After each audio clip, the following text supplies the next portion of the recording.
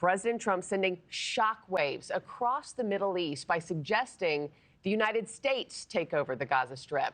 The president says the U.S. would level the region and envisions long-term ownership over the occupied territory. The president's comments coming during a joint press conference last night with Israeli Prime Minister Benjamin Netanyahu. And those comments are being met with warnings from allies that this could threaten stability in the Middle East. NewsNation's Kelly Meyer has more from Washington this morning. Kelly, this opened up a whole can of worms last night. Why does the president say the U.S. has to take over Gaza? Yeah, and it's a good question, Markie. Not only is this a break with decades of U.S. foreign policy, it could also mean U.S. troops potentially going to secure the land for American ownership. Trump hasn't ruled that out. So the comments came as a bit of a shock last night during his joint press conference with Israel's Prime Minister Benjamin Netanyahu. You could see it there. But as we were discussing ahead of this meeting yesterday, Markie, since returning to office and even prior to that, Trump has called for relocating the some 2 million Palestinians from Gaza to neighboring Egypt and Jordan and other countries.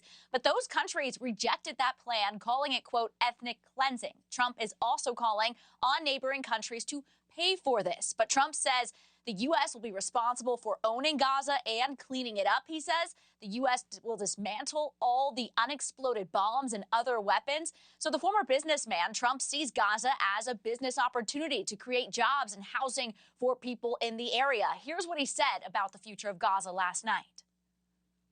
We have an opportunity to do something that could be phenomenal. And I don't want to be cute. I don't want to be a wise guy, but the Riviera of the Middle East, this could be something that could be so bad. This could be so magnificent. But remember this, Markie, last year, Trump's son-in-law, Jared Kushner, and he was former foreign policy advisor during Trump's first term, he praised Gaza's waterfront property as, quote, very valuable. He called it an unfortunate situation, but said from Israel's perspective, he would do his best to move people out and clean it up. So the reaction this morning is swift. Saudi Arabia's response, quote, it reaffirms its unequivocal rejection of any infringement on the legitimate rights of the Palestinian people. It goes on to say that includes, quote, attempts to displace the Palestinian people from their land. They said this is an unwavering position. It's non-negotiable and not subject to compromises. Hours after President Trump announced these plans to take over Gaza, Egypt's foreign minister, you could see here, met with the Palestinian Authority prime minister. They stressed in that meeting the importance of moving forward with recovery projects and delivering aid, all without the Palestinians leaving the Gaza Strip. President Trump, when asked if he was planning, quote, permanent occupation of Gaza, he said he does see a long-term ownership position, and he claims it would bring great stability to the region. He also said he plans to visit Gaza soon, Markie. Yeah, they really were remarkable comments, a remarkable joint press conference last night. Kelly, President Trump also discussing Iran on Tuesday. What warnings did he have for them? Another big headline from this, and he also signed an executive order on Tuesday, and that reinstated, quote, a maximum pressure campaign against Iran. So that includes efforts to drive its oil exports down to zero in order to stop Tehran from obtaining a nuclear weapon.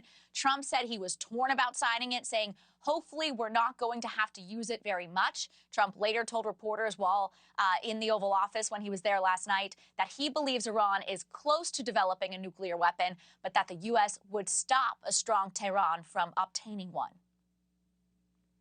They're very strong right now, and we're not going to allow them to have a nuclear weapon. It's very simple. Doesn't mean they won't be weak, but you know what? We just don't want them to have a nuclear weapon. So this morning, Iran's foreign minister responding said U.S. concerns about Iran developing nuclear weapons are not a complicated issue and can be resolved given Tehran's opposition to weapons of mass destruction, they say.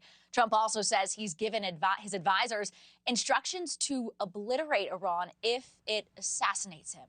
Thanks for watching, everybody. Go to joinnn.com to find NewsNation on your television provider. Also, don't forget to click that red subscribe button below to get more of NewsNation's fact-driven, unbiased coverage.